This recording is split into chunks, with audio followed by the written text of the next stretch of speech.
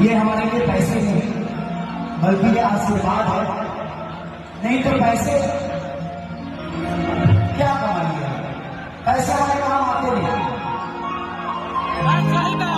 तो दोस्तों, जैसा कि आप सभी को पहले से ही पता था कि आज आरा में एक जगह है, जगह का नाम मैं पूरा कंफर्म नहीं हो रहा हूँ, जहाँ पे खेसारी लाल यादव का स्टेज शो प्रोग्राम है। राजीव रंजन जी हैं, उनके बड़े भाई की तरह ही है, एक तरह से उन्हीं के मकान का गृह प्रवेश है और वो आरजेडी पार्टी से जुड़े हुए हैं। विधानसभा है जगदीशपुर और वहीं पे उनके गृह प्रवेश के आयोजन पे खेसारी लाल यादव को बुलाया गया है। और खेसारी लाल यादव जितने भी उनके दोस्त हैं, मित्र हैं, इसी तरह का जब भी प्रोग्राम होते हैं उनको बुलाया जाता है तो आराम से चले जाते हैं। और आपको पता होना चाहिए कि कल दोहा कतर में थे और आरा जो है पावर स्टार पवन सिंह का भी घर आरा में ही है।